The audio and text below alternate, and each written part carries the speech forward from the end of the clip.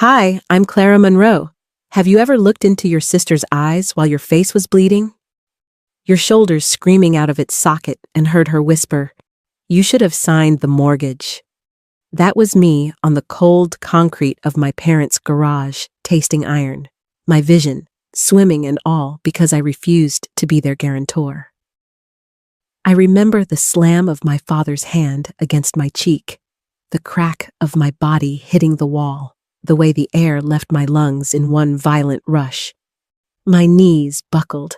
My palms slipped in my own blood. Still, I crawled out of that garage across the frost-bitten yard, up the porch steps to my mother's door. I pounded, sobbing, begging her to help me. What happened next, I'll never forget. Even the police were horrified. 2 weeks before that night in the garage, Vanessa called me out of the blue. Her voice was honey-sweet, the kind she used when she wanted something. "Hey, Clara, we're having a little dinner at Mom and Dad's this Friday. Just us, cozy. Dad's even cooking." I hesitated. It wasn't unusual for Vanessa to invite me to something that ended up being more of an ambush, but she kept pressing, adding that it's been too long, and Dad misses you. Against my better judgment, I agreed. When I arrived, the house smelled faintly of roasted chicken and lemon cleaner. The dining room table was set with Mom's best china, the kind she only used for Christmas or when she wanted to impress someone. Vanessa greeted me at the door with an overly tight hug. "You look tired," she said, her perfume clinging to my hair. Behind her, my father, Thomas Monroe, sat at the head of the table, shoulders squared, a tumbler of whiskey in his hand. His expression was unreadable. I hung my coat and joined them, forcing a polite smile. Dinner began pleasantly enough. Mom ladled soup into our bowls. Vanessa chatted about her renovations. Ethan, her husband, bragged about some business deal I knew was already falling apart. Then Dad reached under his chair and slid a thick manila envelope across the table toward me. "Open it," he said. I froze. "What's this?" Vanessa leaned in, elbows on the table, her smile tight. "We're closing on the house soon, but the bank's being ridiculous. They just need a little extra assurance." "Assurance?" I repeated. Dad nodded. "Your name on the mortgage, just as a guarantor." "It's no big deal, Clara." The words hit me like a slow punch. I worked in finance. I knew exactly what was inside that envelope. Balloon payments, variable interest rates, clauses that could sink me if they defaulted. "You've been denied before, haven't you?" I asked quietly. Vanessa's smile faltered. "Temporary credit issues. Freelance income looks bad on paper, you know." Dad's eyes hardened. "That's why we need you. You've always been the responsible one." It wasn't a compliment. It was a command. I set my spoon down. I can't just sign something like this if anything goes wrong. "Nothing will go wrong." Vanessa cut in. "You think we'd let that happen to you? We're family." The word family sat heavy between us, a net they kept casting, hoping I'd tangle myself in it again. I didn't take the bait. "I'll think about it," I said. Dad's jaw tightened, but he didn't push. Not then. I finished my soup without tasting it, the envelope still sitting between us like a loaded weapon. The next morning, I found myself at May's kitchen table cradling a mug of coffee I hadn't touched. She'd been my best friend since freshman year of college. The one person who could read my face like an open book. "They want you to do what she asked," folding her arms. I stared into the steam curling from my mug. Co-sign the mortgage just to get them through closing. Even to my own ears, it sounded like I was defending them. May's eyes narrowed. "Clara, no. If you sign that, you'll be on the hook for every cent when they can't pay. And trust me, they won't pay." "They're my family," I said quietly. "No," she said, leaning forward. "They're counting on you thinking that way. You've always been the one who shows up. That's why they keep asking, because you're predictable." The words stung, mostly because it was true. I tried to smile to wave it off, but her gaze pinned me in place. Do you remember the credit card mess 3 years ago when they accidentally used your account for Ethan's business expenses? And you paid it off because you didn't want Mom and Dad to be embarrassed? My throat tightened. That was different. It's never different, May said flatly. It's the same story over and over. They create the mess. You clean it up. I looked away, my eyes tracing the familiar pattern of her kitchen tiles. The truth was hard to swallow. I just don't want to lose them, I whispered. May's voice softened. You need to ask yourself what you're losing by keeping them. Her words sank into me like cold water. She reached across the table, resting her hand on mine. Clara, you have to draw the line somewhere, because if you don't, there's no limit to how far they'll push. I nodded, but I didn't promise anything. When I left her house, the winter air bit at my cheeks. In my car, the smell of coffee clung to my sweater, a reminder of her warning. I wanted to believe she was overreacting, but deep down, I knew she wasn't. 2 nights later, I walked into my parents' dining room and knew immediately this wasn't just a family meal. The table was set like something out of a magazine. Mom's silverware polished to a mirror shined her lace tablecloth perfectly pressed. A roast chicken sat in the center, its skin crisp and golden. Vanessa was already seated beside Ethan, both of them glowing with that smug, almost homeowner's energy. Dad sat at the head of the table, knife and fork, resting neatly on either side of his plate. Mom moved between the kitchen and dining room, smiling the way she did when company was over, except the only company tonight was me. Clara, Mom said, brushing a non-existent crumb from my shoulder. You're just on time. It's 6 hours exactly, I replied, slipping into the chair they'd clearly reserved for me right between Vanessa and Dad. Dinner began with polite small talk, Vanessa's latest fabric swatches, Ethan's big break in business, Mom's new church committee. But as soon as the plates were half empty, Dad leaned back, swirling the ice in his glass. So he said, fixing me with that measured gaze I'd known my whole life. Vanessa tells me you haven't signed yet. I set my fork down. I'm still considering it. Ethan chuckled under his breath. Considering it's just a signature? Clara, you don't even have your own family to worry about. Why not help your sister start hers? The words landed like a slap, though his tone stayed light, almost teasing. Mom nodded in agreement, as if Ethan's point was reasonable. Families help each other, she said, smiling sweetly. I swallowed the sharp reply building in my throat. It's a big financial commitment. I just want to be careful. Dad's smile thinned. Careful or stingy, Vanessa let out a quiet laugh, shaking her head as if I just said something ridiculous. The air thickened. Forks scraped against plates. My hands tightened in my lap. You've always thought you were better than the rest of us? Dad said, his voice low now, like a warning. You work with numbers, so you think you see every angle? But life isn't a spreadsheet.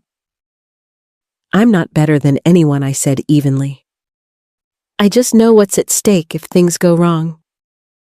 Dad's jaw tightened, but he said nothing more. We finished dinner in strained silence. I kept my eyes on my plate, counting the minutes until I could leave. As I stood to take my coat, Dad's voice followed me. You'll come by later this week. Well, talk privately. It wasn't a request. And despite every instinct screaming at me to say no, I heard myself answer. Fine. Dad called me that Friday afternoon. No hello, no small talk. Swing by the house after work. We need to settle this. Every muscle in my body told me to say no, but years of conditioning of showing up when he demanded it made my mouth say, all right. By the time I pulled into their driveway, the winter sun had sunk behind the trees, leaving the yard in a bruised gray light. The garage door was open just enough for me to duck under. The air inside was sharp with the smell of motor oil and cold metal. Dad stood near his workbench, a half-empty tumbler in hand. Vanessa leaned against the doorway that led into the house. Her arms crossed a faint smirk, tugging at her lips. "Clara," Dad said, gesturing toward the stool across from him. "Sit." I stayed standing. "You wanted to talk?" He set the glass down with a clink that echoed in the concrete space. "This is ridiculous. You're making your sister's life harder over nothing. One signature." "That's all. It's not nothing," I said quietly. "It's a legally binding contract that could ruin me." Vanessa's laugh was soft, almost pitying. "You're being dramatic." Dad took a step forward, his boots loud against the floor. "I'm your father. I've provided for you your whole life. The least you can do is step up when I ask." "I'm not saying no to hurt you," I said. "I'm saying no because it's dangerous." His face hardened. "Dangerous. What's dangerous is a daughter who turns her back on her family." The air seemed to press in around me. I took a step back, my shoulder brushing the cold steel of the garage wall. Dad's voice dropped into that low, dangerous register I'd feared since I was a child. "You think you're too good for us, sitting in your fancy office acting like you're above the people who made you? That's not what this is." He moved fast. One shove and my back slammed into the wall. Pain shot through my shoulder, white-hot, stealing my breath. "Dad, stop." The punch came so quickly, I barely saw it. A flash of his arm, the sharp crack across my cheekbone, the taste of iron flooding my mouth. I crumpled my knees, hitting the concrete hard. My hand slipped in something warm, blood, I realized, dripping from my nose. Vanessa didn't move to help. She just tilted her head and said almost gently, "You should have signed the mortgage." Her words cut deeper than the hit. I tried to push myself up, but the pain in my shoulder was blinding now, a deep, nauseating throb. Dad stood over me, chest heaving. "You're going to regret this." I met his eyes, refusing to look away. "I already do." For a second, I thought he might hit me again. Instead, he turned and walked toward the doorway, brushing past Vanessa without a glance. Vanessa crouched down, her perfume thick and cloying. "You're making a mistake you can't take back, Clara." Then she stood, following him inside the door, shutting with a final heavy click. The garage was suddenly silent, except for my ragged breathing. I don't know how long I lay there, cheek pressed to the cold floor, the world narrowing to the sound of my heartbeat in my ears. My fingers were numb, my vision blurry. Finally, I forced myself to move. Every shift sent knives of pain through my shoulder, but I managed to crawl toward the open garage door. The night air hit me like ice, stinging my split lip. I made it across the driveway, through the brittle grass of the yard, and up the steps to the front porch. My hand shook as I pounded on the door. "Mom, it's me!" My voice cracked. "Please, I need help." Inside, I heard muffled voices, my mother's and my father's, low and firm. "Please, Mom." I sobbed, my forehead resting against the doorframe. "I'm hurt. I just need you to open the door." The voices stopped. The house went still. I knocked again, weaker this time. "Don't leave me out here." Nothing. My legs gave out and I sank onto the welcome mat, the one that read "Family First" in cheerful cursive. Blood from my lips spotted the fabric. Somewhere down the street, a dog barked. Snow began to drift in the cold air, dusting my hair, melting against my hot skin. That was how Mrs. Whitaker found me crumpled on the porch, half-conscious, bleeding. "Oh my God, Clara, what happened?" She was already pulling out her phone. "Stay with me. I'm calling 911. The last thing I remember before the sirens was the slam of the front door, not opening to let me in, but closing tighter, shutting me out for good. The sirens grew louder until blue and red lights flashed across the snow. Two EMTs knelt beside me, their voices calm but urgent. "Ma'am, can you hear me? What happened?" "My shoulder." I winced as one of them gently touched it. "Looks dislocated," he said to his partner. "We'll stabilize it." They wrapped me in a blanket, lifting me carefully onto a stretcher. The cold air bit at my cheeks, but I barely noticed. What I noticed was the house behind me, the dark windows, the closed curtains. Not once did my parents come out. A police officer crouched beside me as they loaded me into the ambulance.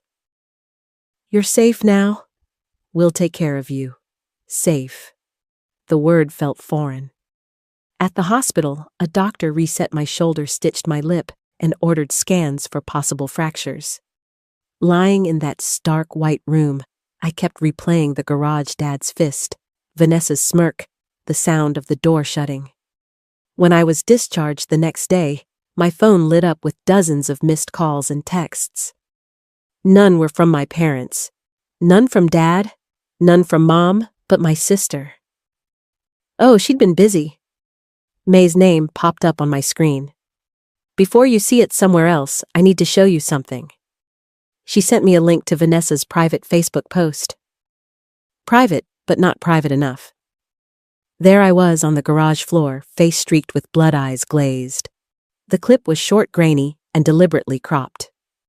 The caption read, "Please keep my sister in your prayers. She's been struggling and had an episode last night.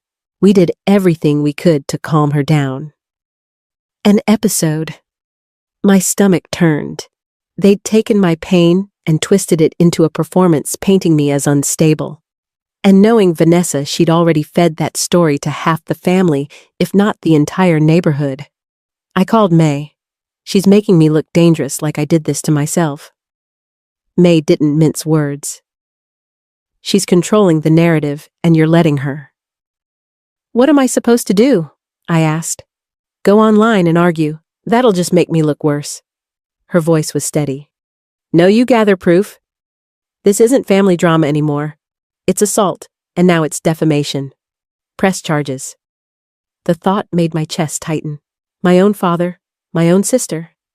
But then I thought about the blanket over my shoulders in the ambulance, the one the EMTs had given me because strangers cared more than my own blood.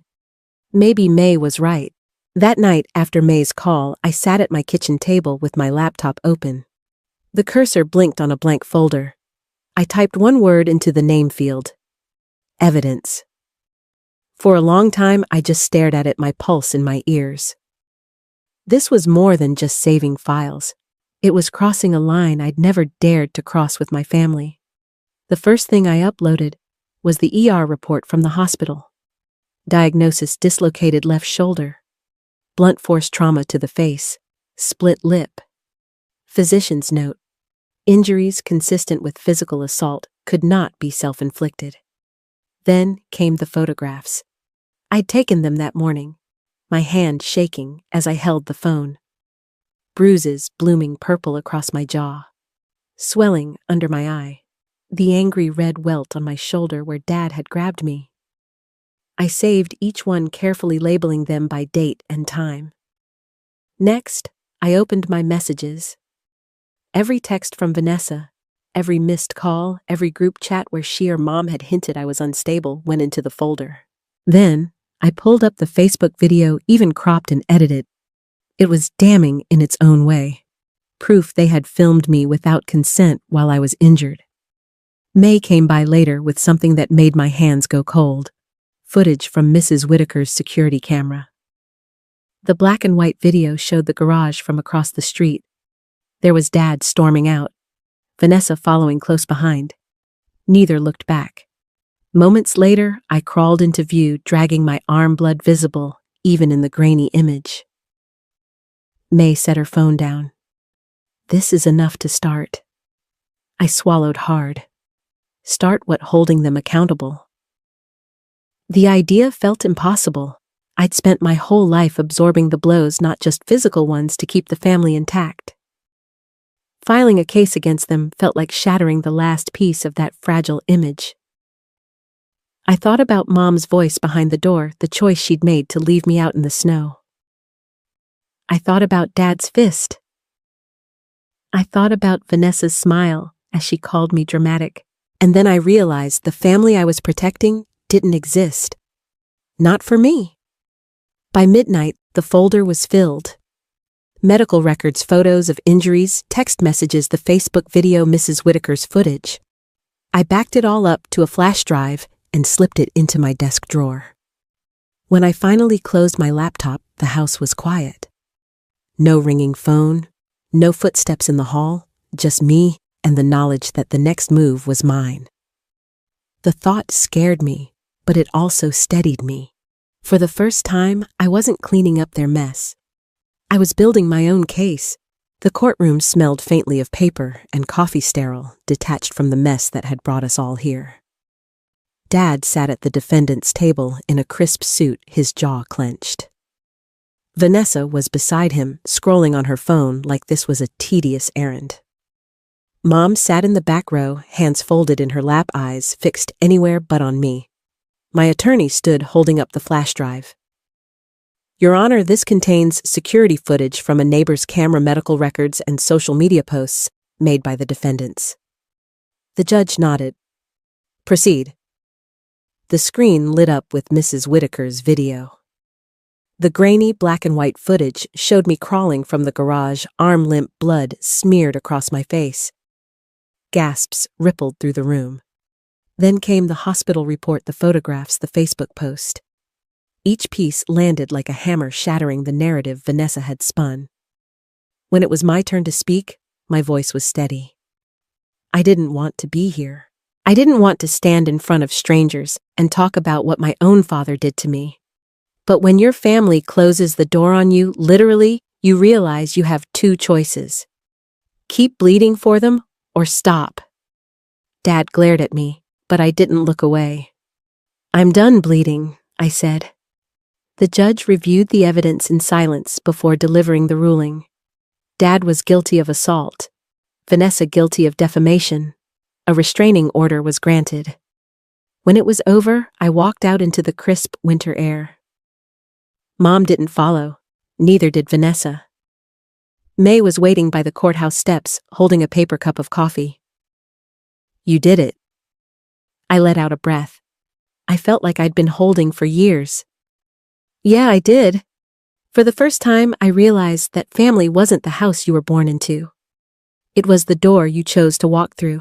If Clara's story moved, you share your thoughts in the comments below.